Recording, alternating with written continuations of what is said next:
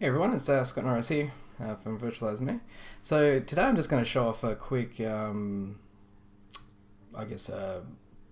of concept that I just did recently for a customer that they wanted to be able to do right sizing through vRA. So this is the awesome thing about vRA, right, is that we can extend to pretty much do everything, especially with VRO in the mix there. So what it is essentially VRO workflows that query the awesome data that's in vRealize Operations Manager, so vROps. So it's really combining my two passions, vROps and vRA, and grabbing the right sizing data for the machines that are provisioned through vRA, but also per business group. So we even break it down to that level. So let's have a quick look. Now I'm going to dive in here into vRA. And we'll have a look at two parts. So one is a XAS blueprint, and another one is actually a day 2 action on individual machines. So I've broken it up a bit here. So let's have a look at right sizing. Got a lot of things here. Right size by business group. So let's request that. That'll do. That doesn't matter so much because we get our own drop down within the form itself. So we select the business group that we want. Now I've got these two business groups, so I'll choose that one for instance. And then what it gives us is we can get machines that require right sizing. We have the total CPU and memory usage for the business group, and this is also the reclaimable memory and CPU. And then I've even provided a list of all the machines that have been provisioned under that business group that are currently within the right size recommendations of vRealize Operations Manager. Same thing, if I can go to business group 2, is that I can see I've got one that needs right sizing and the other one doesn't. So if we go to Virtualize Me here, let's choose this one, that one, and that one, for instance, and we can hit submit. So that will fire off some workflows. Now let's actually go to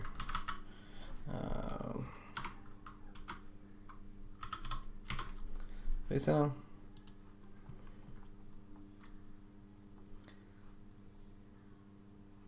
And it's already initiating the shutdown, going through, it's reconfiguring the machine, then it's powering it back on. So that's all around, like that's nothing special, right? There's out of the box workflows and everything to be able to do all this.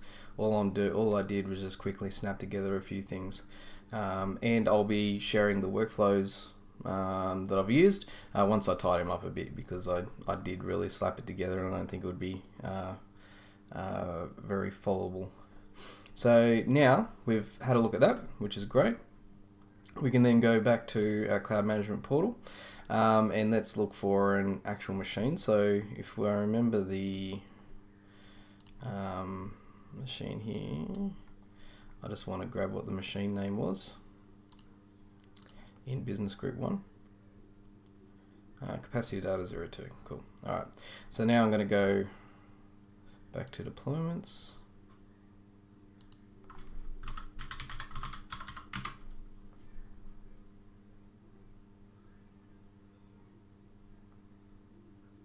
There it is. Let's go into here.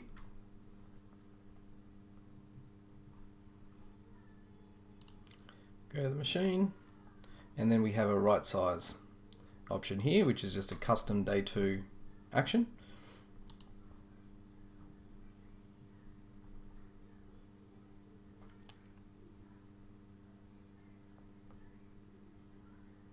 It's going to use basically the same type of workflows that we've already used, but we've got nothing to choose because we're going to just accept the right sizing recommendation.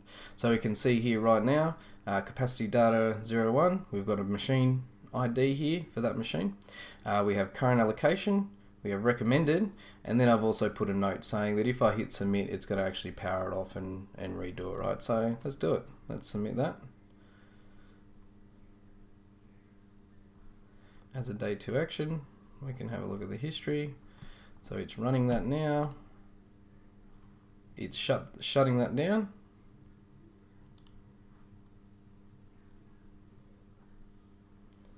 You can see it's 4 and 6.